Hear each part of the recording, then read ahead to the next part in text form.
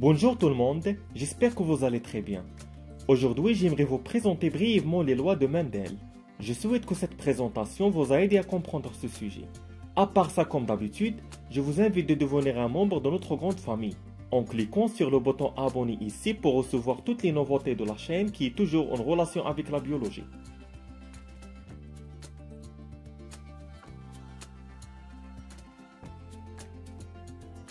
La génétique mendélienne est la partie de la génétique qui s'intéresse d'une part à l'observation des caractères observables et apparents d'un individu, nettement distinct, couleur des poils, forme des ailes par exemple, ou ce que l'on appelle le phénotype, et d'une autre part de proposer la composition génétique, les gènes, ou ce que l'on appelle le génotype de l'individu, qui est responsable de l'apparition de ces phénotypes d'une génération à l'autre.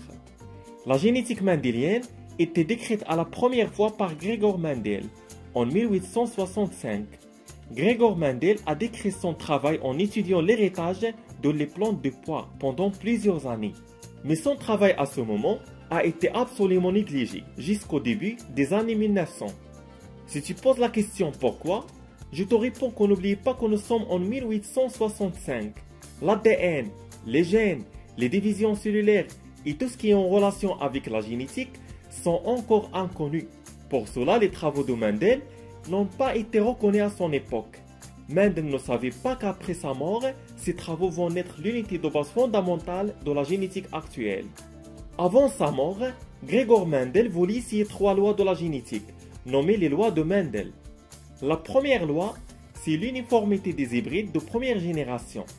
Le croisement de 2 lignées pures différentes l'une de l'autre par un seul caractère, c'est-à-dire la monohybridisme, donne en première génération F1 une population homogène semblable à l'une des lignes parentales et hybrides.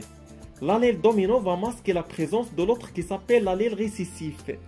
La deuxième loi, c'est la loi de disjonction ou ségrégation des allèles.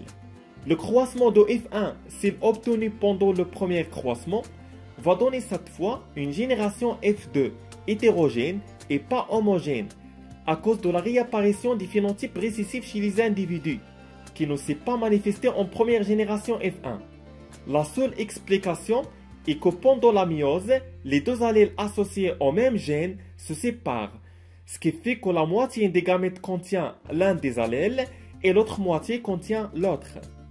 La troisième loi, loi de l'assortiment indépendant. La ségrégation d'un couple d'allèles est indépendante de celle d'un autre couple d'allèles. Pour mieux comprendre cette loi, supposons que nous allons faire un croisement de 2 lignées pures des pois différents l'une de l'autre par 2 caractères, la dihybridisme, ou plusieurs caractères, la polyhybridisme. La génération F1 va donner des espèces homogènes et hybrides. Le croisement de F1 entre eux peuvent donner une génération différente à celle des parents. Les allèles associés à 2 caractères héréditaires ne sont pas forcément transmis ensemble des parents aux descendants de la génération suivante. Ils pouvaient se disjoindre pendant la méiose pour s'associer lors de la fécondation, faisant apparaître de nouvelles combinaisons des allèles dans la génération suivante, ce qui traduit par l'apparition des nouveaux phénotypes. Comme la pomme de Newton, les petites pois de Mendel sont célèbres dans l'histoire de la science, grâce à les expériences faites par cette plante en raison de leur caractère phénotypique clair et distinct, tels que la couleur et la forme. Mendel fondit la base de la génétique moderne. Si vous avez des questions, laissez-moi savoir. Merci et à très bientôt.